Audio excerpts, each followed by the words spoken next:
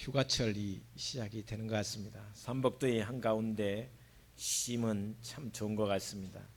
쉬어야 다시 새 출발을 하고 또 긴 먼 길을 다시 갈 수가 있습니다.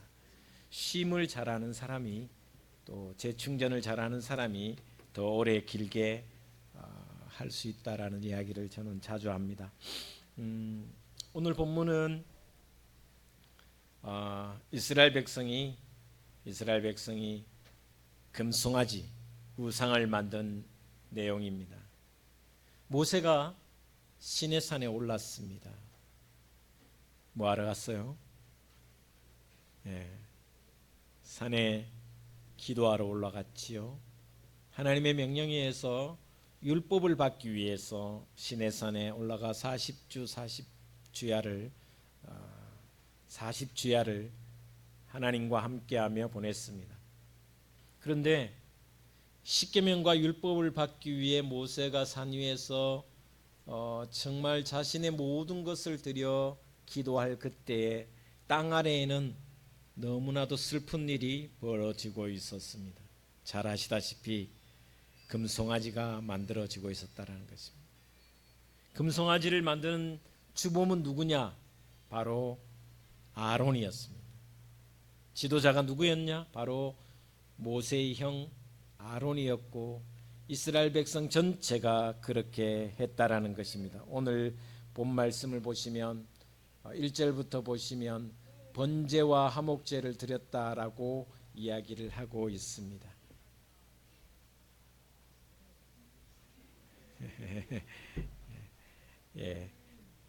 경호 집사님 꺼주세요.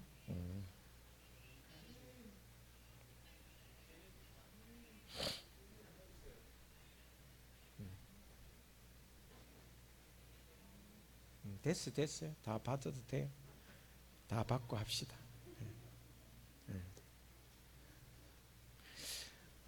경호 집사님이나 정순이나 홍우가 있는 곳이 밝은 내일이라는 그 장애인 독립 IL 독립 공동체인데 거기 사무실에서 아마 급한 전화가 온 것 같습니다. 장애인들이 시설에 있다가 이렇게 독립해서 나오면 센터를 거치게 돼 있습니다. 요즘은 그래서 IL 그러니까 인디펜던트 리빙이라는 독립센터를 거치게 되어 있습니다. 거기에 대부분은 센터에서 관리를 합니다. 그러니까 보호를 하고 관리를 하고 그렇게 합니다. 그래서 그런 부분이 있으니 여러분이 양해해 주시면 좋겠다 생각합니다. 사무실에서는 계속 관리를 합니다. 어떻게 보면 가끔 그런 생각합니다. 저보다 더 관리를 잘하는 것 같다 이런 생각이 듭니다. 왜냐하면 IL 센터가 장애인들의 독립을 위해서 물론 자기들은 이제 직업적으로 하는 것이지만 가끔 저보다 성도 관리 더 잘한다 이런 생각이 들 때가 있습니다. 배울 점도 있습니다. 어쨌든 금송아지를 만들어 놓고 자기들을 인도한 신이라고 하면서 거기에 번제와 화목제를 드리고 잔치를 벌였습니다. 번제를 드리고 또 화목제는 화목제를 드리고 그 화목제에 남은 제물과 함께 파티를 벌였습니다. 그래서 그것이 1절부터 7절까지 또 8절까지 쭉 이어지는 내용입니다. 여러분은 어떻게 생각하십니까?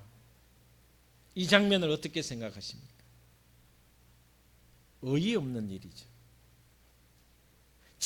최고 지도자인 모세가 시내산에 올라가 기도하는 중에 이스라엘 백성들은 땅에서 그 짧은 40일을 참지 못해서 금송아지를 만들었고 그 금송아지가 자기들을 인도해 왔던 신이며 그 신이 바로 앞으로 우리 백성을 미래의 가나안 땅으로 인도할 신이라고 이야기하며 축제를 벌이고 있었습니다. 아론이 만든 금송아지는 여러분 잘 아시는 대로 이들이 애굽에서 살았습니다. 애굽에 종살이 할 때 430년 동안 종살이 하면서 섬겼던 신이 누구냐면 바로 아피스 신이라는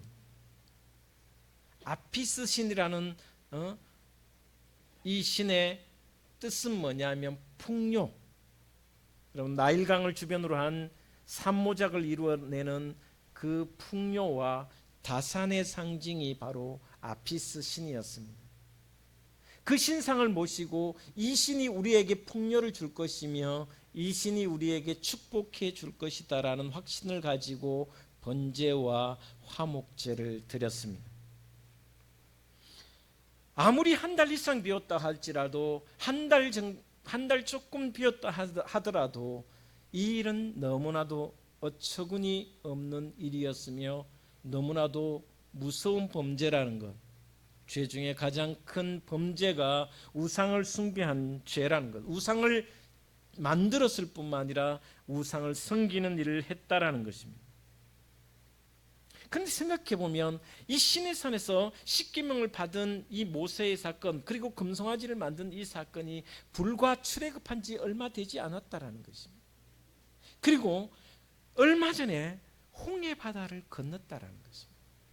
생각해 보면 하나님이 역사하시는 제국을 상징했던 바로 앞에서 하나님이 어떻게 역사했던가를 10가지 재앙을 통해서 우리는 백성들은 다 보았습니다. 마지막 장자의 재앙, 장자를 죽이는 재앙에서는 바로와 애굽의 모든 백성들이 두 손 들 수밖에 없는 하나님의 위대함을 눈으로 보았습니다.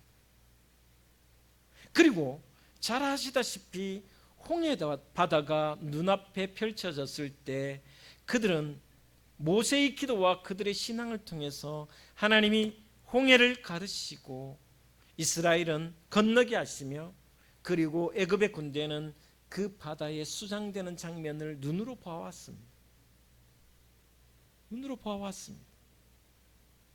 엄청난 사건이었고 상상할 수 없는 일이 눈앞에서 펼쳐지는 기적적인 일들을 경험했습니다. 그리고 잘 아시는 대로 홍해 바다뿐만 아니라 오늘 새벽에만 해도 하늘에서 내린 만나를 먹었습니다. 어제도 하나님께서 보내주신 메추라기를 원없이 먹었습니다. 방금 전까지 하나님의 은혜를 체험하고 자신들이 일하지 않았음에도 불구하고 하나님께서 일용할 양식을 주셨으며 또한 낮에는 구름 기둥으로 밤에는 불 기둥으로 인도하셨음에 대한 놀라운 일들을 경험하고 있음에도 불구하고 생각해 보면 어제 35도 좀 지났는데 한 10분 제가 이제 밖에서 한 30분 서 있었거든요. 왔다 갔다 한다고 30분 아니라 1시간 좀 더 있었구나. 얼굴이 벌겋게 달아갖고 그리고 저녁에 팩 한다고 자는 게 팩을 안 했더니 오늘 좀 뜨거워요. 팩을 좀 하고 잤어야 되는데 팩을 안 하고 잤더니 얼굴이 화끈거려요. 1시간 정도 서 있어도 되게 힘들었어요. 근데 생각해 보시면 광야라는 것이 엄청난 뜨거움입니다. 최고 더위가 사막의 그 한가운데는 50도 가까이 올라가는 더위입니다. 이 더위에서 살아있는 것만 해도 기적입니다. 호흡을 한다는 것조차도 기적입니다. 밤중에는 온도가 확 내려가는데 그 온도의 내려감 속에 우리야 영하가 내려가야 좀 춥다고 이야기 많이 하지만 이스라엘은 그렇지 않습니다. 광야는 그렇지 않습니다. 광야는 10도쯤만 내려가도 얼어 죽는 사람이 많습니다. 그러나 잘 아시다시피 이스라엘이 40년 동안 광야 생활을 할 때 얼어 죽었다거나 또한 일사병으로 죽었다는 사람은 찾아볼 수가 없습니다.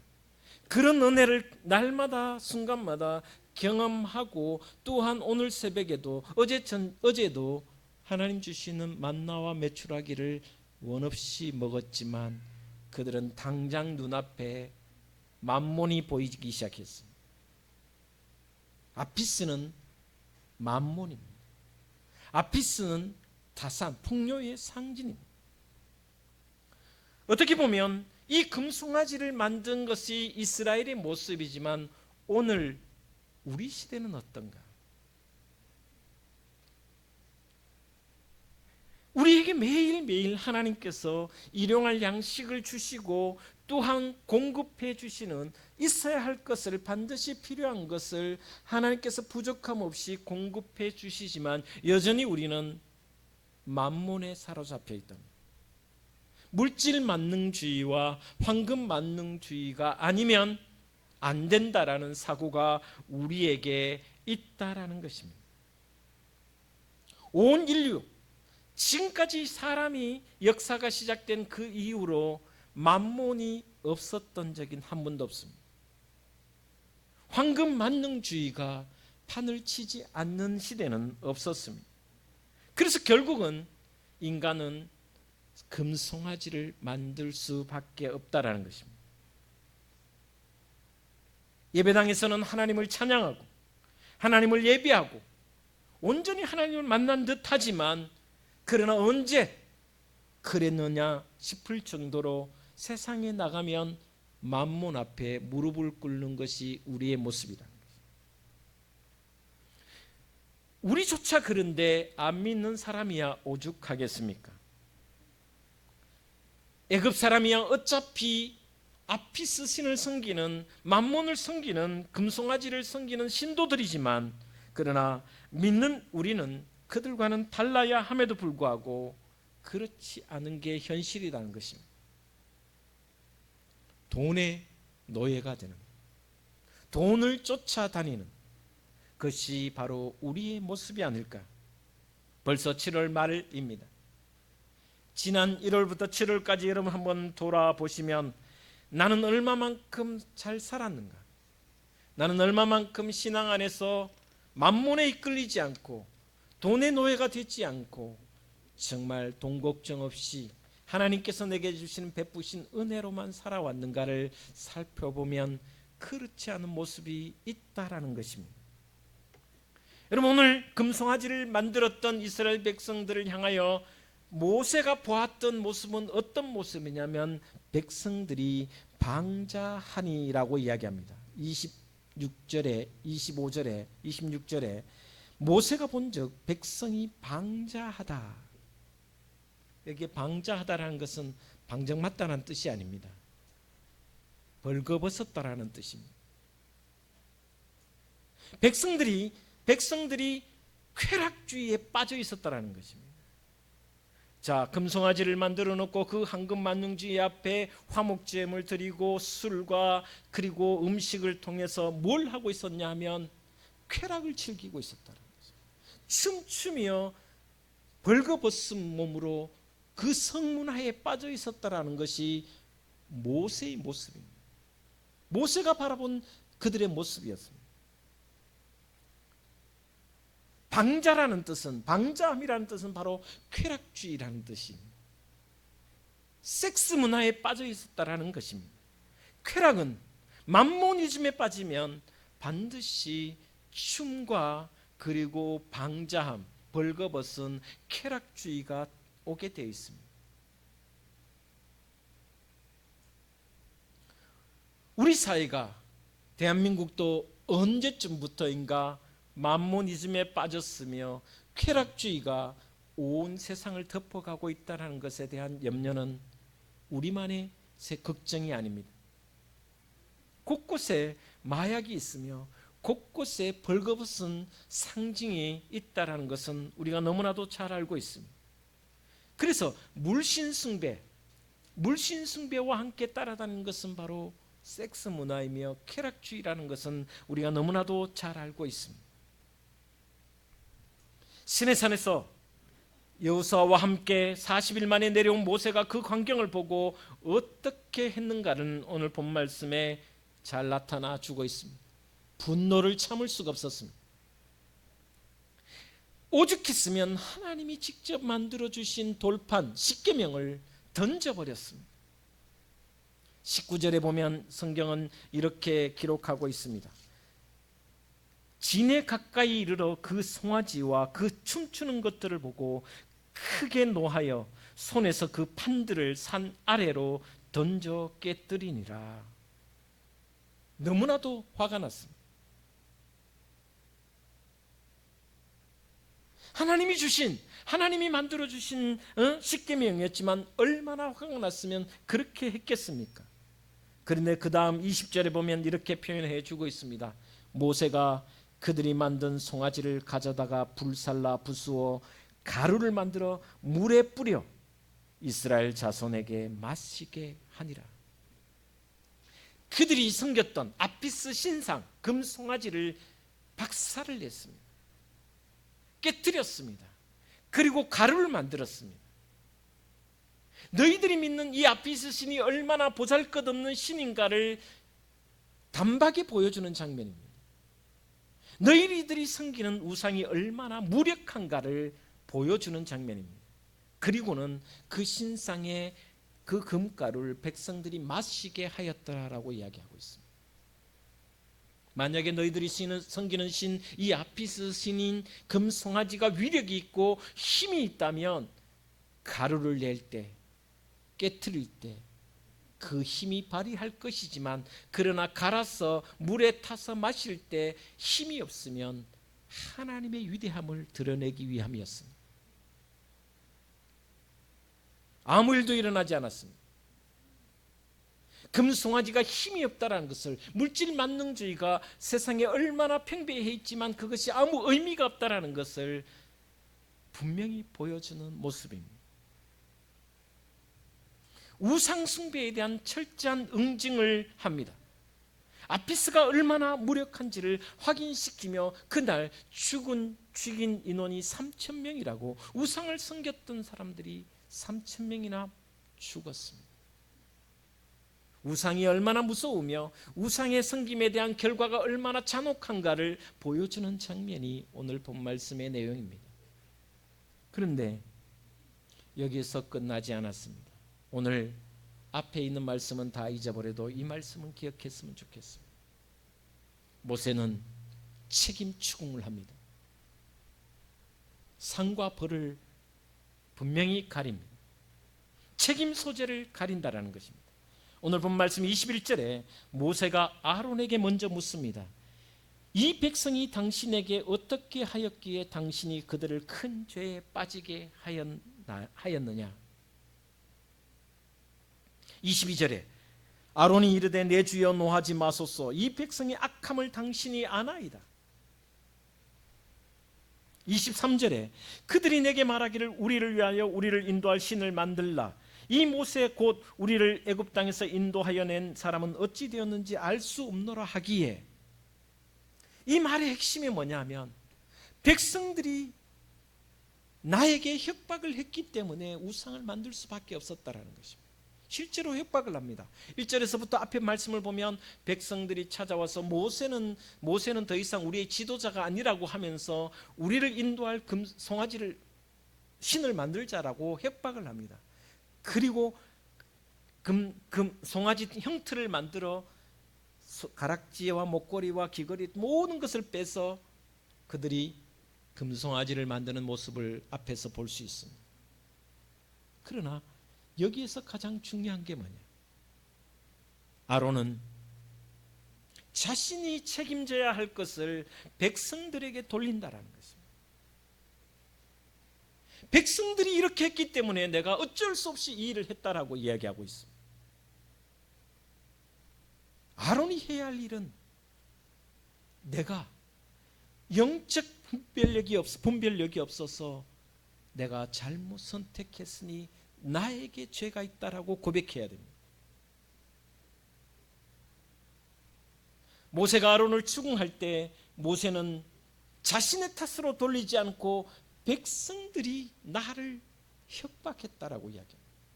책임의 소재를 다른 사람에게로 돌리고 있다는 것입니다. 실제적으로 팩트는 맞습니다. 어쩔 수 없이 만든 것은 사실입니다. 그러나 지도자는, 하나님을 믿는 하나님의 사람은 이렇게 해서는 안 된다라는 것입니다.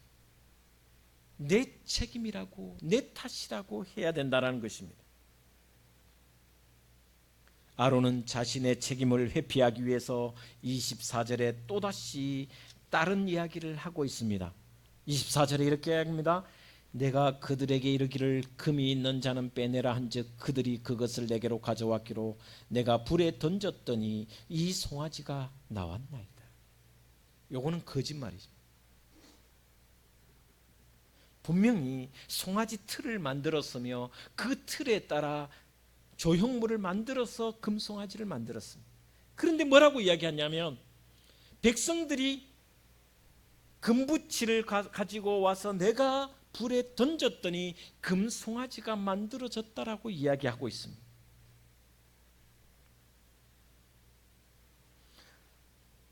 세상에 가장 안타까운 일이 뭐냐면 책임지지 않는 것입니다. 책임지지 않는 것만큼 가슴 아픈 일이 없습니다. 여러분, 대한민국도 마찬가지입니다. 지도자는 책임감이 있어야 됩니다. 교회도 마찬가지입니다. 만약에 제가 여러분에게 종종 이야기합니다. 둥지교회가 부흥되지 않으면 저는 스스로 물러갈 것이라고 종종 이야기해왔습니다. 지난 1월부터 다시 복귀해서 다시 목회를 해왔습니다. 교회가 만약에 부흥하지 않으면 저는 스스로 물러나기를 원하는 사람입니다. 하나님께 기도하지 않으면 저는 스스로 기도하지 않는 죄로 인하여 하나님께 벌받을 것이라는 생각을 늘 갖고 있습니다. 아론은 모든 책임이 백성들에게 있다고 이야기하고 있습니다. 거꾸로 백성들은 지도자인 아론의 책임이라고 합니다. 아론은 백성들이 악해서 그랬다며 백성들의 책임이라고 하고, 그리고 서로 죄를 떠넘기려고 하고 책임을 전가시키려고 하고, 이 범죄를 책임지는 사람은 그 누구도 없었다라는 것입니다.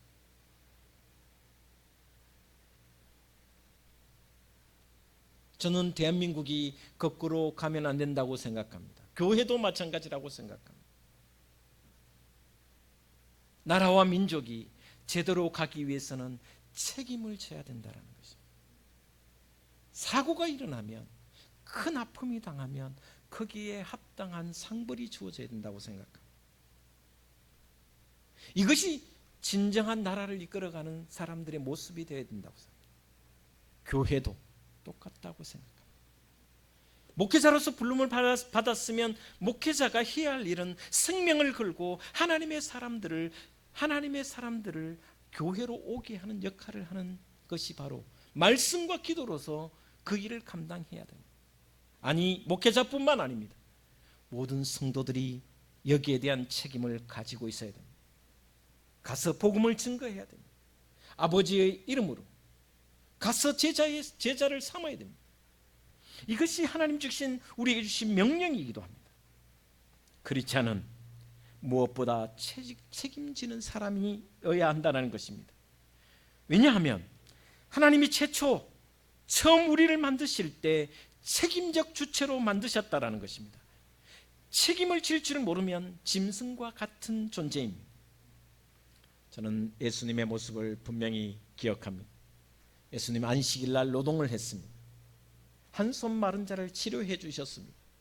안식일법에 의하면 그것은 노동이었습니다. 그래서 결국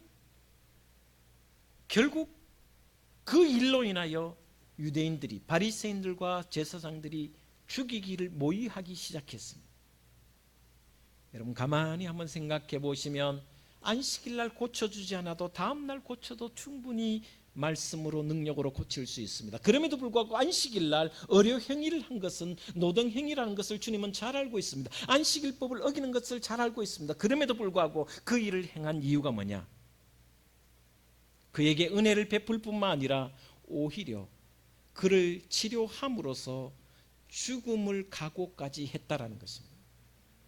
안식일 날 내가 치료하면 나를 죽일 것을 뻔히 알고 계시면서도 그 일을 행한 것은 책임질 줄 아는 삶을 살았다는 것입니다. 그 사람 한 사람 고친다고 세상이 달라지지 않습니다. 안 고치면 사람들이 자신을 죽이는 모의를 하지 않았을 것입니다. 그러나 그럼에도 불구하고 주님은 모든 책임은 내가 지겠다라는 결단을 하면서 안식일 날 치료해 주시며 그 일을 행하셨습니다. 환자 한 명을 고치면서도, 병자 한 명을 고치면서도 거기에 따른 모든 책임을 자기가 지겠다는 각오와 결단을 하는 모습이 바로 주님의 모습이었습니다. 주님은 요행을 기대하지 않았습니다. 설마 죽이겠나? 라는 생각을 하지 않았습니다. 저들이 나를 죽일지라도 오늘 내가 이 연약한 한 영혼을 위해서 생명을 걸고서라도 복음을 증거하고 그에게 사랑을 베풀고 은혜를 베풀어서 그에게 해방감을, 하나님의 은혜를 전해 주어야 되겠다라는 각오와 결단이 있었다라는 것입니다. 아론도 이스라엘 백성들도 다 변명하고 서로 핑계를 대며 거짓말하며 책임을 지지 않았습니다. 그런데 오늘 본 말씀 모세는 어땠나를 우리는 잘 볼 수 있습니다. 하나님 앞에 먼저 나아갑니다. 하나님 앞에 엎드립니다. 그러면서 31절에 성경 같이 31절을 같이 한번 보도록 하겠습니다. 같이 보겠습니다. 시작. 모세가 여호와께로 다시 나아가 여호와짜오되 슬프도소이다. 이 백성이 자기들을 위하여 금신을 만들어 싸우니 큰 죄를 범하나이다. 그러나 이제 그들의 죄를 사하시옵소서. 그렇지 아니하시면 원하건대 주께서 기록하신 책에서 내 이름을 지워버려 주옵소서. 할렐루야. 이것이 바로 지도자의 모습입니다. 모세는 다른 사람의 허물과 다른 사람의 죄입니다.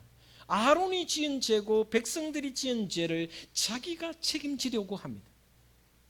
그리고 그 책임감과 함께 화해와 하나님과 화해와 그리고 중보자가 되고자 하는 노력을 서슴없이 합니다. 심지어 내 생명이 죽어도 좋사오니, 하나님의 생명책에서 내 이름을 지워도 좋사오니 이 백성들의 죄를 용서하여 달라고 기도하고 있습니다.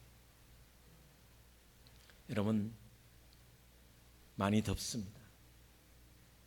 더운데 제가 주중에 한 이틀 정도는 여기 성서 주공에 나갑니다. 나가서 사람들 만나고 아이스크림 사 먹고 또 밥도 좀 같이 먹고 전도하려고 무지하게 노력하려고 합니다. 근데 목회자가 기도만 해서는 안 된다는 생각에서 제가 다시 복음의 자리, 전도의 자리 있어야 된다는 생각을 하고 나갑니다. 근데 제가 안 믿는 사람을 만나고 가끔 이런 분도 있습니다. 1년에 한 번만 둥지교회 나가겠습니다 하는 사람이 있습니다. 근데 그분을 만나면 제 마음이 찢어집니다. 그래서 반년에 한 번, 한 달에 한 번이라도 나오라고 다시 권유를 합니다. 왜냐하면 그 마음이 주님께로부터 열려지는 그 마음이 된다면 얼마나 좋을까라는 기대감과 기도하는 마음으로 계속해서 나가기 때문에. 여러분, 아직 우리 주변에는 믿지 않는 사람이 많습니다. 저들은 세상에서 범죄하고 주님의 그 위대하심을 모릅니다. 이런 마음이 되었으면 좋겠습니다. 모세와 같이 내 이름이 생명책에, 주님의 생명책에서 지워져도 좋사오니 저희 영혼이 하나님 나라에 기록되었으면 좋겠습니다. 여러분, 바울도 유대인들 자기 동족을 위하여 이렇게 기도합니다. 로마서 9장 3절 말씀입니다. 나의 형제 곧 고륙의 친척을 위하여 내 자신이 저주를 받아 그리스도에게서 끊어질지라도 내가 죽어도, 내가 저주를 받아도 내 형제, 내 동족이 하나님을 알고 하나님을 온전히 믿고 예수 그리스도를 통하여 구원받았으면 좋겠습니다라고 기도하고 있습니다. 내가 대신 지옥을 갈 테니 하나님, 내 민족을 구원하여 주시옵소서.